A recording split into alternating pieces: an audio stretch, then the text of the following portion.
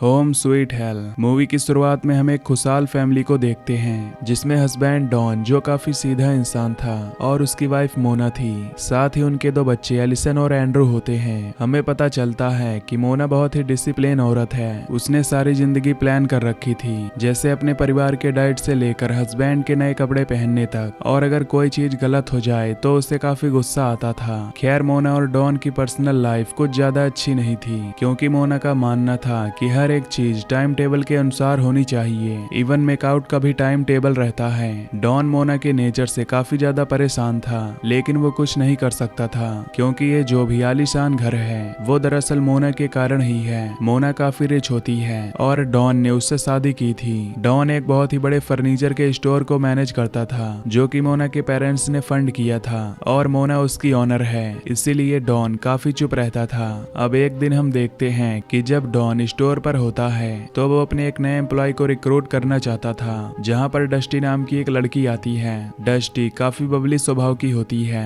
और डॉन को वो काफी अच्छी लगने लगती है, इसीलिए डॉन उसकी एप्लीकेशन को एक्सेप्ट कर लेता है। लेकिन डस्टी के जाने के बाद डॉन का एम्प्लॉय और नेबर लेस आकर डॉन को वार्न करते हैं कि अगर उसकी वाइफ को पता चला कि उसने अट्रैक्टिव लड़की को काम पर रखा है तो बहुत बड़ी प्रॉब्लम हो जाएगी। वहीं दूसरी ओर हम मर्फी नाम के एक गैंग लीडर को देखते हैं। मर्फी और उसकी गैंग धीरे धीरे डॉन और उसके पूरे परिवार पर नजर रखने लगता है कि वो कहां पर जाते हैं और क्या करते हैं। कुछ समय बाद डॉन और डस्टी की दोस्ती बहुत ज्यादा गहरी हो जाती है और दोनों का अफेयर शुरू हो जाता है। इस बात से मोना बेखबर होती है। अब डॉन की लाइफ तो काफी अच्छी चल रही थी और जितना हो सके वो डस्टी को मोना से दूर रखता था ताकि उनका अफेयर छुपा रहे। लेकिन एक दिन डस्टी उसकी फैमिली पार्टी में अचानक से आकर उसको हक कर लेती है और बताती है कि वो प्रेग्नेंट है। पहले तो डॉन इस बात पर यकीन नहीं करता, क्योंकि दोनों के बीच में एग्रीमेंट था कि ऐसा कुछ भी नहीं होगा। लेकिन डॉन बहुत ही ज्यादा शॉक्ड हो जाता है, क्योंकि डस्टी इस बच्चे को रखना चाहती थी, जिसकी जिम्मेदारी अब डॉन को ही लेनी होगी। वो बहुत ही पैनिक हो जाता है और पार्टी के बाद वो लेस से बार में मिलने के लिए जाता है। साथ ही वो उसे सारी सच्चाई बताता है,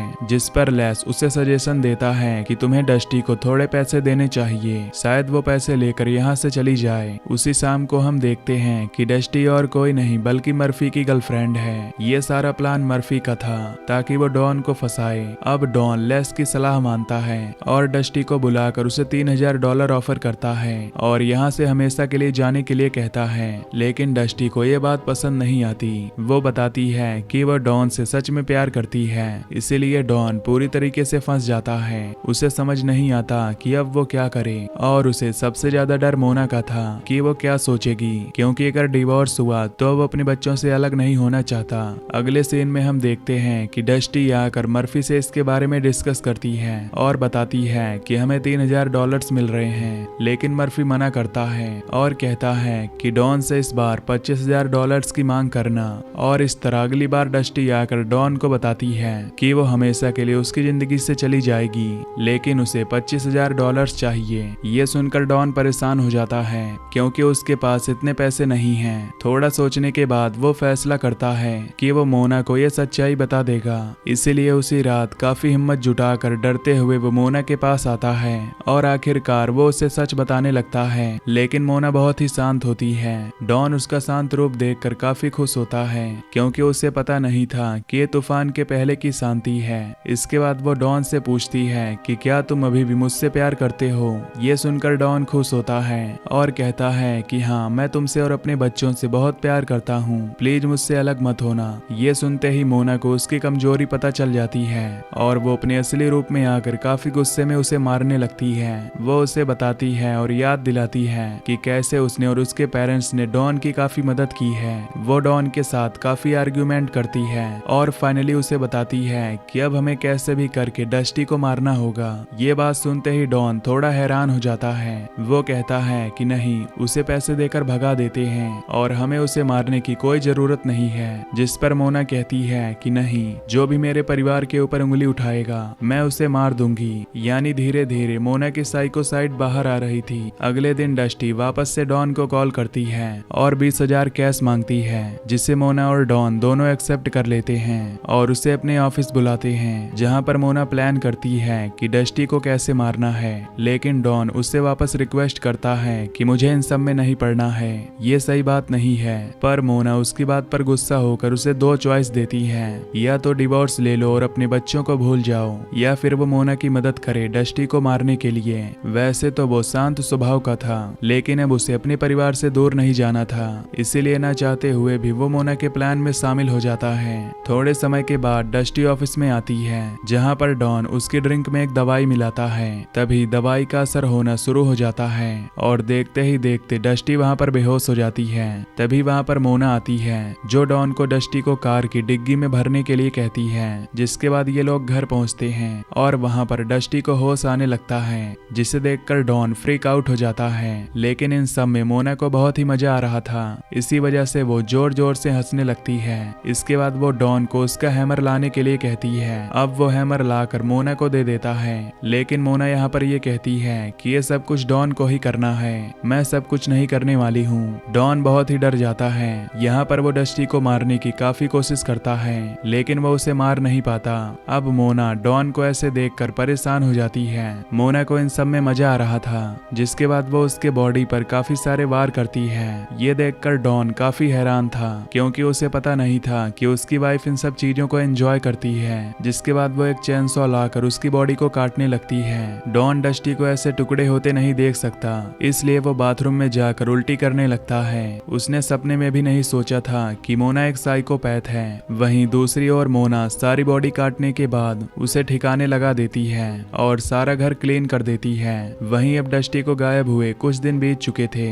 मर्फी को शक होने लगता है कि डॉन ने कुछ तो किया है, इसीलिए डॉन अगले दिन जब शॉप ओपन कर रहा था, तब मर्फी वहां अपने कुछ लोगों के साथ आता है। वो उसे बोरी में भरकर उसको खूब पीटते हैं। यहाँ पर वो उसकी दुकान में काफी तोड़ फोड़ करते हैं। अब हम देखते हैं कि डॉन की पिटाई और दुकान में तोड़ फोड़ होने के बाद अब पुलिस भी इन्वॉल्व हो जाती है। यहाँ पुलिस वाले जाते वक्त डॉन से डस्टी के बारे में पूछते हैं कि लास्ट टाइम तुमने डस्टी को कब देखा था, पर डॉन झूठ बोलता है कि डस्टी काफी समय से काम पर नहीं आई है। जिसके बाद पुलिस डॉन को बताती है कि डस्टी की कार एक लोकेशन पर चली हुई पाई गई है, उसमें डस्टी नहीं थी, वो अभी भी गायब है। अब पुलिस के जाने के बाद डॉन मोना को कॉल करके आर्गुमेंट करता है कि शायद हमें कार को तालाब में फेंक देना चाहिए था, क्योंकि अब पुलिस इस केस में इन्वॉल्व हो गई है। एक दिन मर्फी डॉन के बेटे के पास जाता है। वो उसे एक एनवलप देता है उसके पिता को देने के लिए। मर्फी ने डॉन को एक बार में बुलाया था, जहाँ पर जाने के बाद मर्फी डॉन से पूछता है कि डस्टी कहाँ पर है, वो लास्ट टाइम तुमसे ही मिलने के लिए गई थी।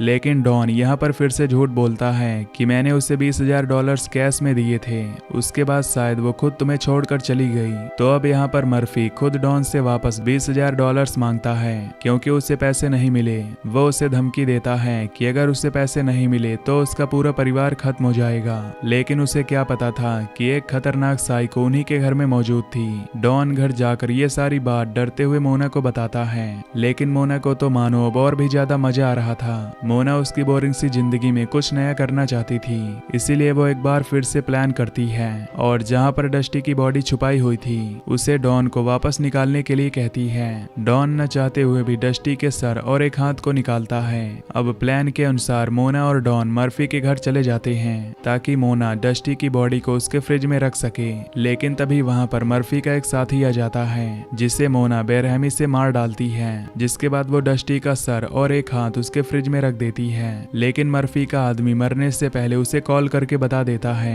कि कैसे डॉन और उसकी पत्नी ने इन्हें क्रॉस चेक किया है। लेकिन मोना बहुत ही शातिर होती है, वो अभी भी उसके घर के बाहर ही थी। वो सीधा 911 को कॉल करके इस घर के आसपास कुछ डिस्टरबेंस होने का बहाना बना देती है। अब थोड़े समय के बाद मर्फी और उसके बाकी के साथी वहां पर पहुंच जाते हैं, लेकिन तब तक वहां पर पुलिस भी पहुंच जाती है।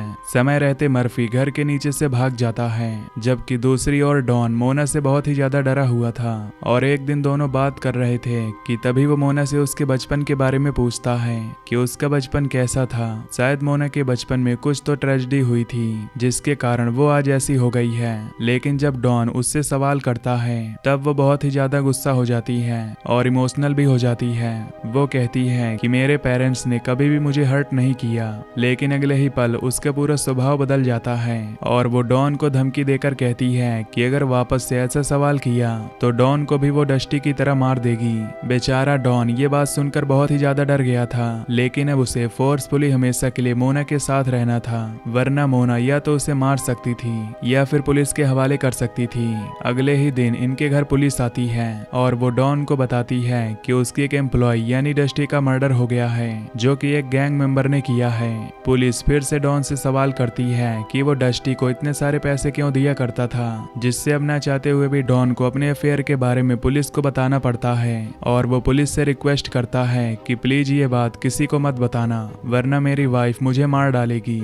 अब इनकी बातचीत के दौरान इनके एक पड़ोसी का एक डॉग उनके घर के अंदर चला जाता है, जिसकी वजह से मोना बहुत ही परेशान हो जाती है और पड़ोसियों को वार्निंग देती है कि अगर उनका डॉग वापस से उनके घर में आया तो उन्हें सिर्फ उसके टुकड़े ही मिलेंगे। ये सुनकर खुद पुलिस और वो नेबर भी बहुत ही डर जाते हैं और पुलिस बिना कुछ बताए वहां से चली जाती है। कुछ दिनों के बाद एंड्रू का बर्थडे सेलिब्रेशन आता है। इस सेलिब्रेशन के दौरान डॉन जब फ्रिज खोलता है तब उन्हें नेबर के डॉग के टुकड़े वहां पर मिलते हैं, जिसे देखकर वो समझ जाता है कि मोना अब हद से बाहर जा रही है और उसका ये बर्ताव कभी न कभी इस पूरे परिवार को संकट में डाल देगा। ये सोचते हुए वो बाहर आता है और तभी हम देखते हैं कि बच्चों का एक फ्रेंडली कंपटीशन चल रहा था, जिसमें उसका बेटा एंड्रू काफी स्ट्रगल कर रहा था। वहीं नेबर का बच्चा आराम से उस कंपटीशन को जीत जाता है। ये देखकर मोना बहुत ही ज्यादा गुस्सा हो जाती है और अपने नेबर को एक्यूज करती है कि तुमने अपने बेटे को स्टेरॉइड्स दिए हैं, इसीलिए वो इतना बड़ा है। उसका ये बर्ताव बहुत ही अजीब होता है। अब इन सब झगड़े के दौरान एलिसन जब देखती है कि उसका भाई अभी भी स्ट्रगल कर रहा है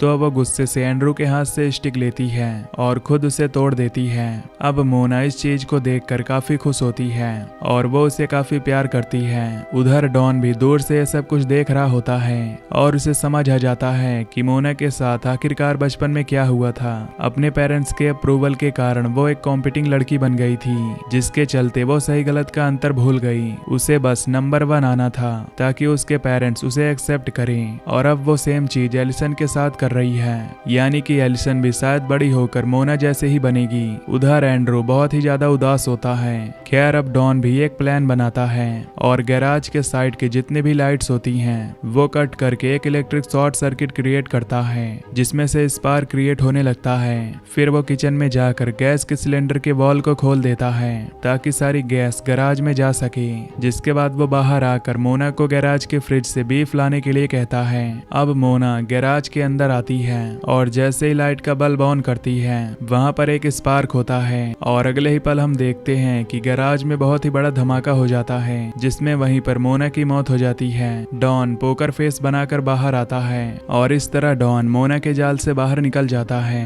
अब कुछ दिनों के बाद हम देखते हैं कि सारी प्रॉपर्टी जो मोना और उसके पेरेंट्स की थी वो अब उसकी हो गई थी और वो अपने दोनों बच्चों के साथ खुशहाल जिंदगी बिता रहा है, जहां पर कोई भी नियम नहीं थे। अगले सीन में डॉन अपने बच्चों के साथ कहीं बाहर जा रहा था, तभी मर्फी इनकी गाड़ी का पीछा करता है, जो कि अभी भी पुलिस से बच रहा था।